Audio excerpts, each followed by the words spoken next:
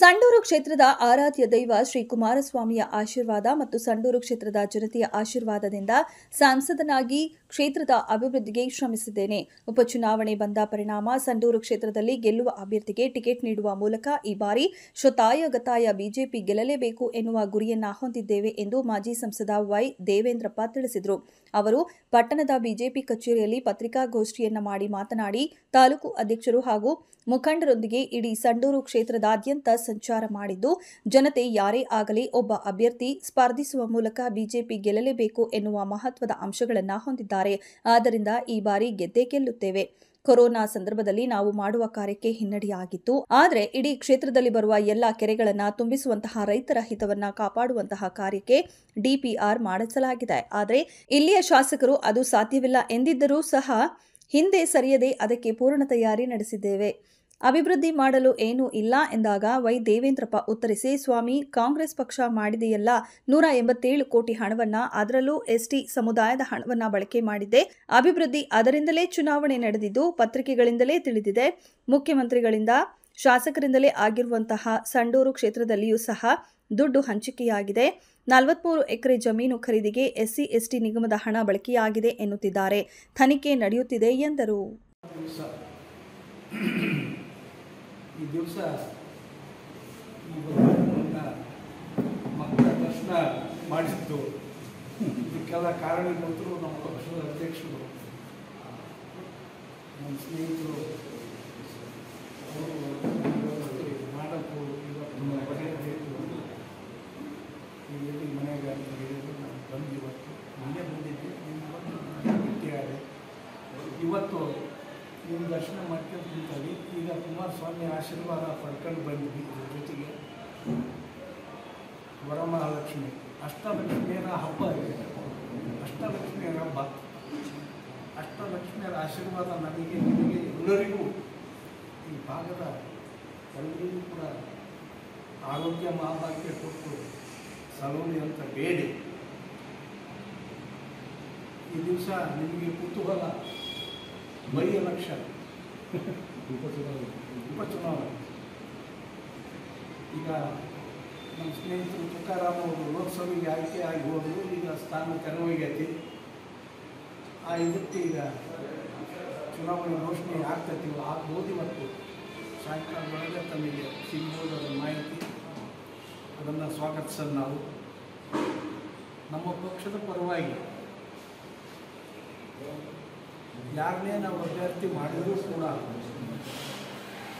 ಈ ಸಾರಿ ನಾವು ಗೆದ್ದೇ ಗೆಲ್ತೇವೆ ಅನ್ನೋ ಭರವಸೆ ನನಗೆ ಕಾಣಿಸ್ತಾ ಇದೆ. ಯಾಕಂದ್ರೆ ನಾವೀಗೆಲ್ಲ 8 ದಿವಸ ನಮ್ಮ ಅಧ್ಯಕ್ಷರು ನಾವು ಎಲ್ಲರೂ ಒಡಗೂಡಿ ಚರ್ಚೆ ಮಾಡೋ ಮುಖಾಂತರ, ಸಾರ್ವಜನಿಕರು ಭೇಟಿ ಮಾಡುವ ಮುಖಾಂತರ ನಾವು ಅದನ್ನು ಅದರ ಬಗ್ಗೆ ಚಿಂತನೆ ಮಾಡಿ ಅದನ್ನು ಧೋರಣೆ ನೋಡಿದಾಗ ಈ ಸಾರಿ ಭಾರತೀಯ ಜನತಾ ಪಕ್ಷದ ಅಭ್ಯರ್ಥಿ ಗೆದ್ದು ವಿಧಾನಸೌಧದ ಮೇಲೆ ಭಾರತೀಯ ಜನತಾ ಪಕ್ಷದ ಧ್ವಜ ಹಾರಿಸ್ತಾರೆ ಅಂತ ಭರವಸೆ ನನಗೆ ಕಂಡು ಬರ್ತಾ ಇತ್ತು.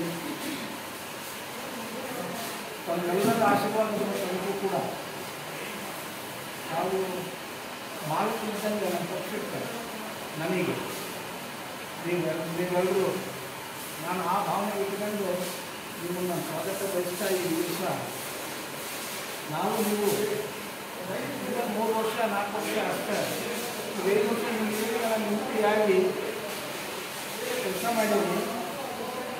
ಅದ್ರ ಬಗ್ಗೆ ನೋಡಿರಿ, ಎಲ್ಲರ ನೋಡಿರಿ, ಈಗ ಕೇಳಿರಿ, ಎಲ್ಲರೂ ಕೂಡ ಅಳತೆ ಮಾಡಿರಿ. ನೋಡಿ, ನಮಗೆ 2 ವರ್ಷ ಕೊರೋನಾ ನಮಗೆ ಬಂತು. ನಮ್ಮ ಕಾರ್ಯ ಸ್ವಲ್ಪ ವಿಳಂಬ ಆಯಿತು. ಅದರ ಕಡೆಗೆ ಹೋಯ್ತು. ನಮ್ಮ ಅನುದಾನ ಕೂಡ ಬರಲಿಲ್ಲ ಅವಾಗ. ಹೀಗಾಗಿ ನಾವು ಸಾರ್ವಜನಿಕರಿಗೆ 2 ವರ್ಷ ನಾವು ಕೊರೋನಾದಾಗ ಏನು ನಾವು ಬದಿ ಕುಳಿದ್ವೋ ಅದು ನಿಮ್ಮ ಪುಣ್ಯ ಅಂತ ಹೇಳಬೇಕು. ಅದಕ್ಕೆ ನಾವು ನಮ್ಮ ರಾಷ್ಟ್ರದ ಪ್ರಧಾನಮಂತ್ರಿಗಳಾದಂಥ ನರೇಂದ್ರ ಮೋದಿಜಿಯವರು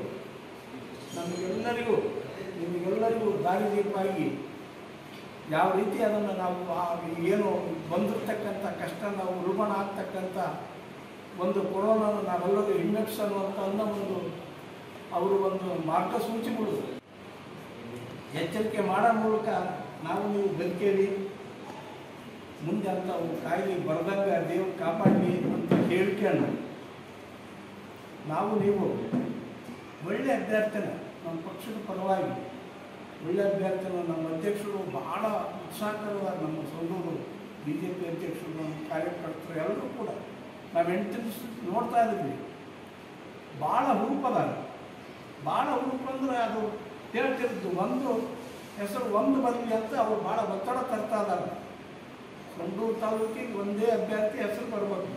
ಯಾರ್ಯಾರು ಕೊಡ್ರಿ ನೀವು, ಯಾರ್ಯಾರು ಕೊಡ್ರಿ, ಒಂದು ಅಭ್ಯರ್ಥಿ ಆಗ್ಬೇಕು ನಮ್ಮ ಪಕ್ಷದ ಪರವಾಗಿ ಅಂತ ನಾನು ಈ ಮೂಲಕ ನಮ್ಮ ರಾಷ್ಟ್ರ ಮತ್ತು ರಾಜ್ಯದ ನಮ್ಮ ಪಕ್ಷದ ಎಲ್ಲ ಅಧ್ಯಕ್ಷರಿಗೆ, ನಮ್ಮ ಕಾರ್ಯಕಾರಿ ಮಂಡಳಿ ಸಭೆಯವರಿಗೂ ಕೂಡ ನಾನು ಈ ಸಭೆ ಮೂಲಕ ಈ ಒಂದು ಪತ್ರಿಕಾ ಗೋಷ್ಠಿ ಮೂಲಕ ವಿನಂತಿ ಮಾಡ್ತಾ ಒಳ್ಳೆ ಅಭ್ಯರ್ಥಿ ಕೊಡಿ, ನನಗೆ ನಾವು ಗೆಲ್ಲಿಸ್ಕೊಂಡ್ಬರ್ತೀವಿ ಸಂಡೂರು ಅಂತ ನಿಮ್ಮೆಲ್ಲರ ಪರವಾಗಿ ನಾನು ಸಂಡೂರು ಪರವಾಗಿ ನಾನು ಭರವಸೆ ಕೊಡ್ತಾ ಇದ್ದಾನೆ. ಈ ಮೂಲಕ ಗೆದ್ದೇ ಗೆಲ್ತಾ ಈ ಸಾರಿ ಜನ ಗಡ ಬಡಿ ಎಲೆಕ್ಷನ್ ಅಂತ ಸಂಡೂರಾಗಿ ಅದನ್ನು ನಾವು ನೀವು ಒಳ್ಳೆ ಅಭ್ಯರ್ಥಿ ಬರೋಕ್ಕೆ ತಮ್ಮ ಅನಿಸಿಕೆ ತಮ್ಮ ಇದು ತಾವು ಶಿಫಾರಸು ಮಾಡಿರಿ. ನಾನೇನು ನನ್ನ ಹೆಸರ ಶಿಫಾರಸು ಮಾಡಿರಿ ಅಂತ ಹೇಳ್ತಾ ಇಲ್ಲ. ನೀವು ಯಾರು ಇದಕ್ಕೆ ಅಭ್ಯರ್ಥಿ ಅನ್ನೋದು ನೀವು ಕೂಡ ದಾರಿ ತೋರಿಸಿ, ನೀವು ದಾರಿ ದೀಪಾಗಿ ನಮ್ಮ ಪಕ್ಷ ನಾನು ವಿನಂತಿ ಮಾಡ್ತೇನೆ ನಿಮ್ಮಲ್ಲಿ. ನಿಮ್ಮ ಆಸಕ್ತಿ ಹೆಂಗಿದೆ ಸರ್ ಇದ್ರ ಬಗ್ಗೆ?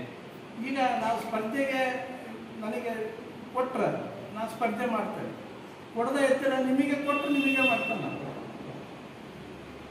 ಗೆಲ್ಬೇಕು ನಾವು ಈ ಸಾರಿ. ನನ್ನ ಲೋಕಸಭಾ ಚುನಾವಣೆಗೆ ನಿಮಗೆ ಹಿಂದಿನ ಸ್ವಲ್ಪ ನೆನಪು ಮಾಡಿಕೊಡ್ತಾನೆ. 1384 ಕೊಟ್ಟು ಕಾಂಗ್ರೆಸ್ಸಿಗೆ ಏಡಾಗಿದ್ದು ಅಷ್ಟೇ.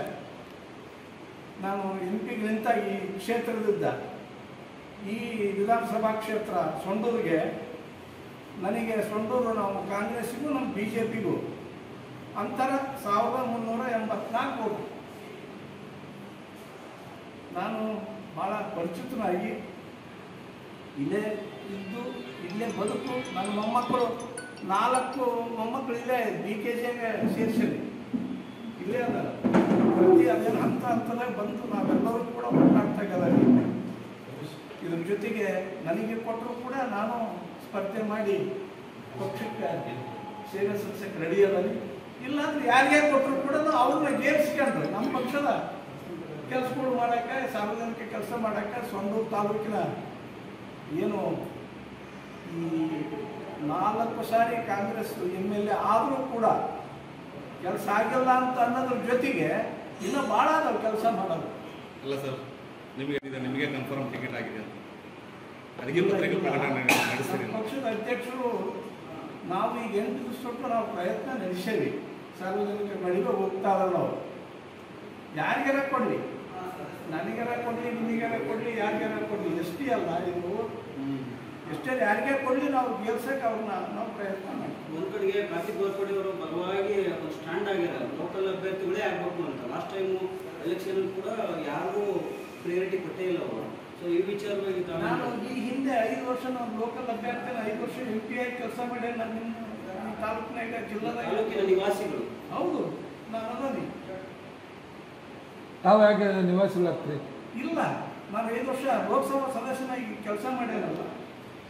ನನಗೂ ಕಾಂಗ್ರೆಸ್ಗೂ ಬರೀ 1384 ಓಟು ಡಿಫರೆನ್ಸ್ ಅಷ್ಟೇ ಆಗಿದ್ದು.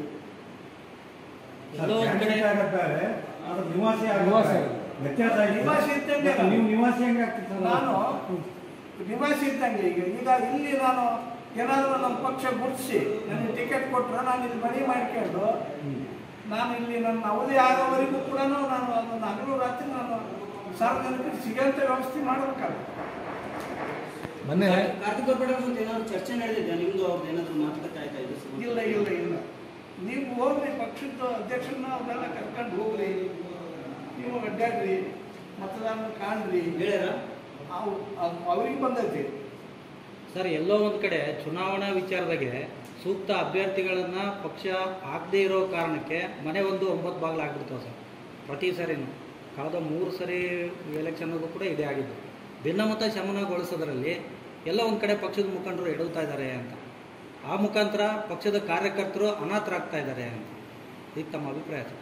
ಈಗ ನಿಮಗೆ ಗೊತ್ತಿದ್ದಂಗೆ ಈಗ 4 ಸಾರಿ ನಾವು ಸೋತವಲ್ಲ, ಅದಕ್ಕೆ ಮೂಲ ನೀವು ಹೇಳಿದ್ದಕ್ಕೆ ಕರೆಕ್ಟ್ ಅದು ಒಪ್ಪಿಗೆಂತ ನಾನು. ನಮ್ಮಲ್ಲಿ ಯಾರ ಪಕ್ಷೇತರ ನಿಲ್ತಾರೆ, ಯಾರ ರೆಬಲ್ ಆಗಿ ನಿಲ್ತಾರೆ, ಹಂಗಾಗದು ನಾವು ಮತ ಹಂಚ್ಕೊಂಡು ಅವ್ರಿಗೂ ನಮಗೆ ಆಗಿ ಮತ್ತೆ ಅದು ಕಾಂಗ್ರೆಸ್ ಗೆದ್ದು ಬಿಡ್ತೇವೆ. ಹಿಂದೆ ಪಕ್ಷೇತರರಾಗಿ ಬಂಗಾರ ಹನುಮಂತ್ ಅವರು ಹೌದು. ಮಾಡಿದ್ರು, ಅದೇ ರೀತಿ ಈಗ ನಾವು ದಿವಾಕರ್ ಗುಡಿಗೆ ಅದೇ ರೀತಿ ಮಾಡಿದ್ರು. ಎಲ್ಲ ಅನುಭವ ಐತಿ, ನಿಮಗೆಲ್ಲ ಗೊತ್ತೈತಿ ಯಾರ್ಯಾರು ನಿಂತದಕ್ಕೆ ಯಾವ ಪಕ್ಷ ಸೋಲ್ತು ಯಾವ ಪಕ್ಷ ಗೆಲ್ತು ಅಂತ. ಆ ಮುಖಾಂತರ ಈ ಪಕ್ಷದಲ್ಲಿ ಸರಿ ನಿಷ್ಠಾವಂತ ಕಾರ್ಯಕರ್ತರು ನಮ್ಮ ಅಧ್ಯಕ್ಷರು ನಮ್ಮ ಈ ಸೊಂಡೂರು ತಾಲೂಕಿನ ಮತದಾರರೆಲ್ಲರೂ ಕೂಡ ಭಾಳ ಶ್ರಮಪಟ್ಟು ಅದನ್ನು ತೂಕ ಮಾಡಿ ಈಗ ಅದನ್ನು ಒಬ್ಬ ಅಭ್ಯರ್ಥಿನ ನೇಮಕ ಮಾಡಬೇಕು ಅಂತ ಅದ ಮೇಲೆ ಪಕ್ಷದ ಅಭ್ಯರ್ಥಿ ಶ್ರಮ ವಹಿಸಿದ್ರೆ ಗೆಲುವು ಖಂಡಿತ ಅಂತ ಒಂದು ಮಾತಿದೆ ತಾಲೂಕಲ್ಲಿ. ಆ ಕೆಲಸನ ಪಕ್ಷದ ವರಿಷ್ಠರು ಮಾಡದೆ ಕಾರ್ಯಕರ್ತರನ್ನ ಎಲ್ಲೋ ಒಂದ್ ಕಡೆ ಅನಾಥರನ್ನಾಗಿ ಮಾಡ್ತಾ ಇದ್ದಾರೆ ಅಂತ ಒಂದು ನೋವಿದೆ ಈಗ ಪಕ್ಷದ ಅನುಭವ ಬಂದರೆ ಈಗ 4 ಸಾರಿ ಸೋತಿರೋದು ಭಾಳ ಅನುಭವ. ಚಾಟಿ ಇಲ್ಲಿದ್ದ ಹೇಟ್ ಅಲ್ಲಿ ತಕ್ಕ ಬಿದ್ದೈತಿ. ಈ ಸಾರಿನೂ ಅದೇ ಚಾಟಿ ಏಟ್ ತಿನ್ನಕ್ಕಾದ್ರೆ ನಾವು ಮತ್ತೆ ಅಂತ ತಪ್ಪು ಮಾಡ್ಕೋಬೇಕಾಗೈತಿ. ಇಲ್ಲ, ಈ ಸಾರಿ ನಾವು ನೀವು ದಯಮಾಡಿ ಆ ರೀತಿ ಆಗದಂಗೆ ದೇವರಿಗೂ ಬೇಡ್ಕೊಂಡು ಮತದಾರನು ಬೇಡ್ಕೊಂಡು ನಾವು ಗೆಲ್ಸಿದ್ವಿ ಬಿಜೆಪಿ. ನಿಮಗೆ ಟಿಕೆಟ್ ಕೊಟ್ರೆ ಏನು ಕಾನ್ಸೆಪ್ಟ್ ಇಟ್ಕೊಂಡು ಜನಗಳ ಮುಂದೆ ಹೋಗ್ತೀವಿ? ಸಾರ್ವಜನಿಕ ಕೆಲಸ ಏನು ಈಗ 4 ಅವಧಿಯಕ್ಕೂ ಕೂಡ ಕಾಂಗ್ರೆಸ್ ಮಾಡಿ ಉಳಿದಂಥ ಕೆಲಸ ಬೇಜಾನೈತಿ. ಉದಾಹರಣೆಗೆ ಈಗ ಕೆರೆಗಳಿಗೆ ನೀರು ನಾವು ಹೋರಾಟ ಮಾಡಿದ್ವಿ. ನಾವು 5 ವರ್ಷ ನಾನು MP ಇದ್ದಾಗ ಅದನ್ನು ಗಣನೆ ತಗೊಂಡು ಇಲ್ಲಿ ಮಹಾರಾಜರು ಕರ್ಕೊಂಡು ಅಧ್ಯಕ್ಷರು ಎಲ್ಲರನ್ನೂ ಕರ್ಕೊಂಡು ನಾವು ಹೋಗಿ ಅಲ್ಲಿ ರಾಜ್ಯದಾಗ ಅವಾಗ ಯಡಿಯೂರಪ್ಪ ಇದ್ರು ಮುಖ್ಯಮಂತ್ರಿ, ಇವರು ರಮೇಶ್ ಜಾರಕಿಹೊಳಿ ನೀರಾವರಿ ಮಂತ್ರಿ ಇದ್ರು. ಅವಾಗ DPR ಆಯ್ತು, ಸೊಂಡೂರು ತಾಲೂಕಿನ ಎಲ್ಲ ಕಡೆಗಳು ನೀರು ತುಂಬಿಸೋಂಥ ಯೋಜನೆ. DPR ಮಾಡಿಸಿ ಅದು ಪ್ಲಾನ್ ಮಾಡಿಸಿ ಎಸ್ಟಿಮೇಟ್ ಮಾಡಿಸ್ಕೊಂಡು ನಾವು ಹೋಗೋದ್ರಾಗ ಅದು ಸರ್ಕಾರದ ಡಿಫ್ರೆನ್ಸ್ ಆಗಿ ಅದು ಅವರು ಖಾತೆ ಕಳ್ಕೊಂಡ್ರು ಇಲ್ಲ ಆಯ್ತು. ಆದ್ದರಿಂದ ಅದು ಅಲ್ಲಿಗೆ ಬಿದ್ದೈತಿ ನೆನೆಗುದಿಗೆ. ಈ ಸಾರಿ ನಾವು ಯಾರೇ ಆಗಲಿ ನಮ್ಮ ಸೊಂಡೂರು ತಾಲೂಕಿನ MLA ಮುಖಾಂತರ ನಮ್ಮ ಪಕ್ಷದ ನಾಯಕರೆಲ್ಲರೂ ನಾವು ಸೇರ್ಕೊಂಡು ಮಹಾರಾಜರ ಮುಖಾಂತರ ಮಹಾರಾಜರ ಭಾಳ ಒತ್ತು ಕೊಟ್ಟಾರ. ಅದಕ್ಕೆ ಕೆರೆಗಳು ನೀರು ಬಿಡಬೇಕಪ್ಪ, ಕೆರೆ ನೀರು ತುಂಬಿಸ್ಬೇಕು ನಾವು. ಅದು ನನ್ನ ಗುರಿ, ನನ್ನ ಬದುಕು ಅಂತ ಭಾಳ ಒತ್ತಾಸೆ ಐತೆ ಅವರಿಗೆ. ಅವರು ಕೂಡ ಹುಡುಗರು ಓಡಾಡಿ ಅದನ್ನು ಎಸ್ಟಿಮೇಟ್ ಮಾಡಿಸೋದು ಅದನ್ನೆಲ್ಲ ಮಾಡಿಸೋದು DPR ಮಾಡಿಸೋದು ಮಾಡಿದ್ರು. ಈಗ ಅದು ಒಳ್ಳೆ ಹಂತಕ್ಕೆ ಐತಿ. ಯಾವುದೇ ಸರ್ಕಾರ ಇರಲಿ, ನಮ್ಮ BMF ಫಂಡು ನಮಗೆ ಇಲ್ಲಿ ಸುಮಾರು 78% ಬರ್ತೈತಿ. ₹1ದಾಗ 78 ಪೈಸೆ ನಮಗೆ ಸಿಗ್ತೈತಿ BMF ಫಂಡ್. ನಾವು ಯಾವ ಸರ್ಕಾರಕ್ಕೂ ನಾವು ಸಾಲ ಮಾಡೋಂಗಿಲ್ಲ. ನಮ್ಮ ಫಂಡು ನಮ್ಮ ಸ್ಥಳೀಯ ಅನುದಾನ ನಾವು ತಗೊಂಡು ನಾವು ಕೆರೆಗಳಿಗೆ ನೀರು ತುಂಬಿಸೋ ಯೋಜನೆನ ನಾವು ತರಬಹುದು. ಅದನ್ನು ಮಾಡ್ತೇವೆ ನಾವು. ತಾವು ಸಂದರ್ಭ ಬಗ್ಗೆ ವಿಶೇಷವಾಗಿ ಹೇಳಿದ್ರಿ, ಅಷ್ಟೆಲ್ಲ ಓಟ್ ಹಾಕಿಲ್ಲ ಅಂತ ಹೇಳಿದ್ರಿ. ಈಗ ತಾವು ಕಳೆದ 5 ವರ್ಷದ ಅವಧಿಯಲ್ಲಿ ಗ್ರಾಮ ಪಂಚಾಯತಿ ಮಟ್ಟದಾಗ ನಾವು ಹೋದ್ರೆ ಸಾರ್ವಜನಿಕ ಆ ಶುಚಿತ್ವದ ಬಗ್ಗೆ ರಸ್ತೆಗಳು ಆಗ್ಯಾವ, ಆಮೇಲೆ ಲೈಟ್, ಕಾಡು ಪ್ರಾಣಿಗಳು ಹುಳ ಹುಪ್ಪಡಿಗಳು ಇರ್ತಾವ. ಅದಕ್ಕೆ ನಮಗೆ ಯಾವ ವ್ಯವಸ್ಥೆ ಮಾಡಿಸಿದ್ರು ಸರ್ ತಾವು? ಯಾವ ಗ್ರಾಮದಲ್ಲಿ ಮಾಡಿಸಿದ್ರೆ? ಎಲ್ಲ ಪಂಚಾಯತಿಗೂ ಒಂದೊಂದು ಲೈಟ್ ಹಾಕ್ಸಿದ್ವಿ. ಲೈಟು ಹಾಕ್ಸಿದ್ವಿ. ಕೆಲವೊಂದು ಇದರಾಗ SC ST ಫಂಡ್ಸ್ ನಾವು ಹಾಕ್ಸಿದ್ವಿ. ಹಾಕ್ಸಿ ರಸ್ತೆ ಅವನ್ನೆಲ್ಲ ಖರ್ಚು ಮಾಡಿದ್ರೆ ಇಲ್ಲಿ ನಾವು ಸುಮಾರು ಈ ಕೊರೋನಾ ಹೋದಿಂದ ನಾವು 1,83,00,000 ಇಲ್ಲಿಗೆ ಹಾಕಿದ್ವಿ ಸಂಡೂರು ತಾಲೂಕಿಗೆ. ಹೌದು, ಸಂಡೂರು ತಾಲೂಕಿಗೆ ಅವ್ರ ಕೊಡುಗೆ ಶೂನ್ಯ ಅಂತಕ್ಕಂಥದ್ದನ್ನು ಸಾರ್ವಜನಿಕರಿಗೆ ಮಾಡ್ಸೇವಲ್ಲ, ಎಲ್ಲ ಕೆರೆಗಳಿಗೆ ನೀರು ತುಂಬಿಸ್ಬೇಕು ಅಂತ ಹೇಳಿ ಆ ಹೊಣೆಗಾರಿಕೆ ಜವಾಬ್ದಾರಿ ನಾವೆಲ್ಲ ಹೊತ್ಕೊಂಡು ಮಹಾರಾಜರು ಹೇಳಿದ ಪ್ರಕಾರ ಅದನ್ನು ಮಾಡೇವಿ. ಅದು ಕಗ್ಗಂಟಾಗೈತಿ. ನಾವು ಶಾಸಕರಿಗೂ ಕೂಡ ಅವಾಗ ಕಂಡು ಅದನ್ನು ಮಾತಾಡಿದ್ವಿ. ಅದು ದೂರ ಕರ್ಕೊಳ್ಳೋಣ ಆಗೋದಲ್ಲ ಅಂತ ಹೇಳಿದ್ವಿ. ಇಲ್ಲ, ನಾವು ಮಾಡಿಸಿರ್ತೀವಿ, ಅದಕ್ಕೆ ದನಿ ಹೋಗಲೇಬೇಕು ಅಂತ ಹೇಳಿದ್ದ. ಆಯ್ತು ಮಾಡಿಸ್ರಪ್ಪ ಬಂದರು ಸಾಕು ಅಂತ ಅಂದ್ರೆ ಅವರು ಅವಾಗ. ಈಗ ಆಡಳಿತ ಪಕ್ಷದವರು ಹೇಳ್ತಾರೆ ಸರ್, ವಿರೋಧ ಪಕ್ಷದವರಿಗೆ ಯಾವುದೇ ಅಭಿವೃದ್ಧಿ ಮಾಡಲಿಕ್ಕಿಲ್ಲ, ನಾವೆಲ್ಲ ಅಭಿವೃದ್ಧಿ ಮಾಡಿದ್ದೀವಿ ಅಂತ ಹೇಳ್ತಾರೆ. ಮಾಡ್ಯಾರಲ್ರಿ, ಈಗ ಇದ್ರಿಗೆ ಯಾವುದು ST ಬಂದು ಮಾಡ್ಯಾರ. ಅವರು ಎಷ್ಟು ನೀವು ಚುನಾವಣೆಗೆ ರೊಕ್ಕ ಹಾಕ್ಯಾರ, ಅಬಕಾರಿ ಇಲಾಖೆ ಹೇಳ್ಯಾರ ಅಂತ ನಿಮ್ಮ ಪತ್ರಿಕೆಗಳು ನಿಮ್ಮ ದ್ವಾರ ಬಂದೈತಿ, ಟಿ ವಿ ಮಾಧ್ಯಮದ ಮೂಲಕ ಬಂದೈತಿ. ಅವರು ಒಳ್ಳೆ ಕೆಲಸ ಮಾಡಿಲ್ಲ ಅಂತ ಹೇಳ್ತಾ ಇಲ್ಲ, ಇನ್ನೂ ಜಾಸ್ತಿ ಮಾಡಲಿ ಅವ್ರು ರೊಕ್ಕ ಬಂದೇಲಿ. ST SC ಇವೆಲ್ಲವೂ ಈಗ ಆಯೋಗಗಳು ಏನ್ರಿ ಒಂದು ಎರಡು ನಮ್ಮ ರಾಜ್ಯದ ಮರ್ಯಾದೆ ಏನು, ನಮ್ಮ ಮರ್ಯಾದೆ ನಿಮ್ಮ ಮರ್ಯಾದೆ ಏನು? ಅಲ್ಲಿ ಒಂದು ನಿಗಮದ ಒಂದು ST ಆ ದುಡ್ಡು ತಗೊಂಡು ನಾವು ಚುನಾವಣೆ ಮಾಡ್ತಾವೆ ಅಂದ್ರೆ ಏನೈತಿ ಇದಕ್ಕೆ ಅರ್ಥ? ಅದು ಅಧಿಕಾರಿಗಳು ತಪ್ಪು ಅಂತ ಹೇಳ್ತಾರೆ. ಅಧಿಕಾರಿಗಳು ರಾಜಕಾರಣಿಗಳು ಎಲ್ಲರೂ ನಮ್ಮವೆಲ್ಲ ತಪ್ಪದವರಾಗ. ನಾವು ಬರೀ ಅಧಿಕಾರಿಗಳಿಗೆ ಅವರು ನೀನು ಆದೇಶ ಮಾಡಿದ್ರೆ ಅಧಿಕಾರಿ ಮಾಡ್ತಾನೆ, ನೀನು ಸೈನ್ ಹಾಕಿದ್ರೆ ಅದೇನೇ ಕತ್ತಿ, ನೀನು ಆದೇಶ ಮಾಡದೆ ಇದ್ರೆ ಅವ ಏನು ಮಾಡ್ತಾನೆ? ಪಂಚಾಯತ್ಯಾಗ ಒಂದು ಟರಾ ಕಾಪಿ ಇತ್ತು ಅಂದ್ರೆ PDO ಮಾಡ್ತಾನೆ, ಟರಾ ಕಾಪಿ ಇಲ್ಲ ಅಂದ್ರೆ ಚೀಫ್ ಆಫೀಸರ್ ಏನು ಮಾಡೋಕ್ಕಾಗೋದಲ್ಲ. ಪಟ್ಟಣ ಪಂಚಾಯತಿ ಮೀಟಿಂಗ್ ದಿನಾಗ ಇಂಥದ್ದಾಗಲೇಬೇಕು ಅಂತ ಸಾರ್ವಜನಿಕವಾಗಿ ಆಗ್ಬೇಕು ಅಂತ ಹೇಳಿ ಟರಾವಾದ್ರು ಮಾಡೇ ಮಾಡ್ತಾನೆ. ಹಂಗದು ST ನಿಗಮದ್ದು ದುಡ್ಡು ತಕ್ಕಂದು ಇಂಥ ಬಳಸ್ಬೇಕು ಅಂತ ಮಾಡಿದ್ರು, ಅದು ಆಗೈತಿ. ಈಗ ಬೆಳಕು ಚೆಲ್ತೈತಿ ಬರ್ತೈತಿ. ST ನಿಗಮದ್ದು ಇಲ್ಲಿ ನಮ್ಮ ಸಂಡೂರು ತಾಲೂಕು ಕೂಡ ದುಡ್ಡು ಹಂಚಿಕೆ ಆಯಿತು. ಹೌದು, ಜಮೀನು ಖರೀದಿ ಮಾಡಿವಿ ಅಂತ ತಕ್ಕಂದ್ರಿ ಅಲ್ಲಿ ಸಂಡೂರು ತಾಲೂಕು. ಎಷ್ಟು ಕೋಟಿ? ಅದು ಎಷ್ಟು ಅಂತ ಗೊತ್ತಿಲ್ಲ, ಒಟ್ಟು 43 ಎಕರೆ ಖರೀದಿ ಮಾಡಿವಿ ಅಂತ ತಕ್ಕಂದ ದುಡ್ಡು. ಅದು ಬೆಳಕು ಚೆಲ್ತಾ ಐತಿ. ಬಳ್ಳಾರಿ ಲೋಕಸಭಾ ಕ್ಷೇತ್ರಕ್ಕೆ ಶ್ರೀರಾಮುಲು ಅವರು ಸ್ಪರ್ಧೆ ಮಾಡಿದಾಗ ನಮ್ಮ ಪಾತ್ರ ಏನೇನಿಲ್ಲ ಅಂತ ಹೇಳಿ ಜಿಲ್ಲೆಯಾದ್ಯಂತ ಮಾತಾಡ್ತಾರೆ. ಕಾಂಗ್ರೆಸ್ ಮನಸ್ಸಿ ಬಂದಾಗ ಹಂಗಲ್ಲ ಸರ್, ತಾವು ಎಲ್ಲೂ ಪ್ರಚಾರಕ್ಕೆ ಬಂದಿಲ್ಲ, ಯಾಕಾಗಿ ಕೊಡ್ಸಕ್ಕಾರ ನಾನು ಅಲ್ಲದಾನೆ. ಹೌದು ಸರ್, ನೀವು ಇಲ್ಲಿ ಒಂದು ತಾವು ಚುನಾವಣಾ ಪ್ರಚಾರಕ್ಕೆ ಎಲ್ಲೂ ಬಂದಿಲ್ಲ. ಇಲ್ಲ ಬಂದಿಲ್ಲ. ಯಾಕೆ ಬಂದಿಲ್ಲ? ಇಲ್ಲ ಬಂದನ್ರಿ. ಮತ್ತೆ ಪಕ್ಷದಲ್ಲಿ ಒಡಚಿಗೆ ಐತೆ ಅಂತ ಹೇಳಿ ಸಾರ್ವಜನಿಕರು ಬಂದನ್ರಿ. ನಾನು ಯಾವಾಗ ನಾನು ಇದೇ ಮಾತನ್ನ ಹೇಳಿದ್ದೆ, ಲೋಕಸಭಾ ಚುನಾವಣೆ ಘೋಷಣೆ ಆಗ ಮುಂದಿಗಡೆ ನಾನು ಯಾರಿಗೆ ಕೊಡಲಿ, ನಾನು ಈಗ ನಾಳೆ ಲೋಕಸಭಾ ಸದಸ್ಯದಾನೆ, ಟಿಕೆಟ್ ಯಾರಿಗೆ ಕೊಟ್ಟರು ಕೂಡ ನಮ್ಮ ಪಕ್ಷದ ಅಭ್ಯರ್ಥಿ ಗೆಲ್ಸಕ್ಕೆ ನಾನು ಸದಾ ಪ್ರಯತ್ನ ಮಾಡ್ತೇನೆ, ನಾನು ದೇವರಿಗೆ ಬೇಡ್ತೇನೆ ಅಂತ, ಜನರಿಗೆ ಬೇಡ್ತೇನೆ ಅಂತ ನಾನು. ಸುಮಾರು ಆಕಾಂಕ್ಷಿಗಳಿದ್ದಾರೆ. ಆ ಇದರಲ್ಲಿ ನಮ್ಮಲ್ಲಿ ಯಾರಿಗೆ ಕೊಟ್ಟರು, ನಾವು ಸಂಡೂರಿನವ್ರಿಗೆ ಲೋಕಲ್ ಇರ್ತಕ್ಕಂಥವ್ರಿಗೆ ಮಾತ್ರ ಕೊಟ್ಟರು ನಾವೆಲ್ಲರೂ ಒಮ್ಮತದ ಅಭಿಪ್ರಾಯದಿಂದ ನಾವು ಜನರ ಮುಂದೆ ಹೋಗ್ತೀವಿ ಅಂತಕ್ಕಂಥ ಮಾತು ಹೇಳ್ತಾರೆ. ತಾವು ಹೊರಗಡೆಯಿಂದ ಬಂದಿರತಕ್ಕಂಥವ್ರಿಗೆ ಅವಕಾಶ ಇಲ್ಲ ಅಂತಕ್ಕಂಥದ್ದನ್ನ ತಮ್ಮ ಕಾರ್ಯಕರ್ತರು ಏನು ಆಕಾಂಕ್ಷೆ ಪಟ್ಟಿರ್ತಕ್ಕಂಥವ್ರು ಹೇಳ್ತಾರೆ. ತಾವೇನು ಹೇಳ್ತೀವಿ ಸರ್? ಈಗ ನಾನು ಹೇಳ್ತೇನೆ ನೋಡ್ರಿ, ನಮ್ಮ ಪಕ್ಷದ ಅಧ್ಯಕ್ಷರಿಗೆ ಯಾರ್ಯಾರು ಅರ್ಜಿ ಸಲ್ಲಿಸ್ಯಾರ, ಯಾರ್ಯಾರು ಒಳಗಿನವ್ರು ಅದಾರ, ಯಾರು ಒಳಗಿನವ್ರು ಅದಾರ ಎಲ್ಲ ಗೊತ್ತಿರ್ತೈತಿ. ನಿಮಗೂ ಗೊತ್ತಿರ್ತೈತಿ, ನನಗೂ ಗೊತ್ತಿರ್ತೈತಿ, ಎಲ್ಲರಿಗೂ ಗೊತ್ತಿರ್ತೈತಿ. ಹೈಕಮಾಂಡು ಯಾರಿಗೆ ಕೊಡ್ತಾರೋ ಅವ್ರನ್ನ ನಾವು ಗೆಲ್ಸಕ್ಕೆ ನಾವೆಲ್ಲ ಪ್ರಯತ್ನ ಮಾಡ್ತೀವಿ. ಮೊನ್ನೆ ಆರೋಗ್ಯಕ್ಕೆ ಅವರು TB ಡ್ಯಾಮಿಗೆ ಬಂದಂಥ ಸಂದರ್ಭದಲ್ಲಿ ವಿರೋಧ ಪಕ್ಷದ ನಾಯಕರು ಸಂಡೂರಿನ ಕ್ಷೇತ್ರಕ್ಕೆ ಸಂಬಂಧಪಟ್ಟಿದ್ರೆ ಹೊಸಬರಿಗೆ ಮನ್ನಣೆ ಕೊಡ್ತೇವೆ ಅಂತಕ್ಕಂಥ ಮಾತನ್ನು ಹೇಳಿದರು. ಚುನಾವಣೆ ಬಂದಾಗ ಈಗ ಬ್ರಾಂಡ್ ಬೀಜಗಳು ಈ ಮೆಕ್ಕೆಜೋಳದ ಉದಾಹರಣೆ ಹೇಳ್ತಾ ಬರ್ತೀನಿ. ಇವಾಗ ನಮ್ಮ ಮತ್ತಿದು ಮಾಡೀವಿ, ಒಳ್ಳೆ ಬ್ರಾಂಡ್, ಅದು 40 ಕ್ವಿಂಟಲ್ ಬರ್ತೈತಿ, 35 ಕ್ವಿಂಟಲ್ ಬರ್ತೈತಿ ಅಂದಾಗ ಆ ಬ್ರಾಂಡ್ ಬೀಜ ಹಿಡಿಯೋಕ್ಕೆ ಪ್ರಯತ್ನ ಮಾಡ್ತಾನೆ ರೈತ. ಹಂಗೆ ನಾವು ರಾಜಕೀಯ ಪಕ್ಷದ ಈತ ಚಲೋ ಅದಾರಪ್ಪ ಅಂತಂದ್ರೆ ಹುಚ್ಚಂತ ಹೋಗ್ತಾರೆ, ನೀವು ಬಾರಪ್ಪ ಬರ್ವಿ ಅಂತ. ಈತ ಗೆಲ್ತಾನಪ್ಪ ಅಂತ ಸಾರ್ವಜನಿಕರ ನಡುವೆ ಏನಾದ್ರು ಅದು ಕಂಡು ಬಂದೈತೆ ಅಂದ್ರೆ ನಾವು ಅದನ್ನು ಬಿಡೋದಲ್ಲ, ಅದನ್ನು ತಗೊಂಬಂದು ನಿಂದಿಸ್ತೀವಿ. ನಿಮ್ಮ ಅಭಿಪ್ರಾಯದ ಪ್ರಕಾರ ಗೆಲ್ಲೋ ಕುದುರೆಗೆ ಮಾತ್ರ ಟಿಕೆಟ್ ಅಂತ? ಹೌದು, ಸಾರ್ವಜನಿಕವಾಗಿ ಕೆಲಸ ಮಾಡ್ಕೊಂಡು ಹೋಗ್ತಕ್ಕಂಥ ಅವ್ರು ಗೆಲ್ಲಬೇಕು ಅಂತ ಅನ್ನೋದನ್ನ ನೋಡ್ಬೇಕು ಅಂತ ನಾವು. ಸ್ಥಳೀಯರಿಗೆ ಆದ್ಯತೆ ಇಲ್ಲ, ಸ್ಥಳೀಯ ಹೊರಗಿನೂ ಇಲ್ಲ.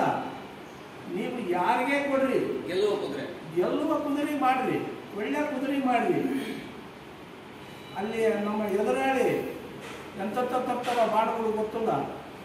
ಈ ಲೋಕಸಭಾಗ ಎಂತೆಂಥ ಬಾಣ ತಂದ್ರು, ST ಬಾಣ ತಂದ್ರು, SC ಬಾಣ ತಂದ್ರು, ಇನ್ನು ಯಾವ್ಯಾವ ಅದಾವ ಅವೆಲ್ಲವೂ ಬಾಣಗಳು ತಂದ. ಅಲ್ಪಸಂಖ್ಯಾತರ ಬಾಣನ ಐತಿ ಇದ್ರಾಗ.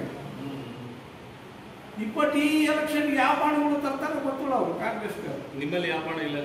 ಇಲ್ಲ, ನೀವು ನೋಡ್ತಿದ್ದಂಗೆ ನಾನು 5 ವರ್ಷ ಮಾಡೇನೆ, ಲೋಕಸಭಾ ಸದಸ್ಯನಾಗಿ ಕೆಲಸ ಮಾಡೇನೆ, ಫ್ರೀ ಸರ್ವಿಸ್ ಐತೆ ಅಂತ ನಾನು ವೈಯಕ್ತಿಕವಾಗಿ ಹೇಳ್ತಾನೆ. ಇಲ್ಲ, ಅದು ಇಲ್ರಿ, ಅದು ದಕ್ಕಿಸ್ಕೊಳ್ಳೋಕೆ ಆಗೋದ್ರಿ, ದೇವ್ರು ಮೆಚ್ಚೋದ್ರಿ ಅವಕ್ಕಲ್ಲ. ಇವತ್ತೆಲ್ಲ ನಾಳೆಲ್ಲ ನಾಡ್ದ ಜಡ್ಜ್ಮೆಂಟ್ ಆಗಿ ಹಾಕತ್ತದು. ತಪ್ಪಿಗೆ ತಪ್ಪು, ಅದು ಬರಲೇಬೇಕು, ಬೆಳಕು ಚೆಲ್ಲಲೇಬೇಕು. ಅದು ಯಾರೇ ಆದ ಪಕ್ಷ ಆಗಿರಲಿ, ಯಾರೇ ಆಗಲಿ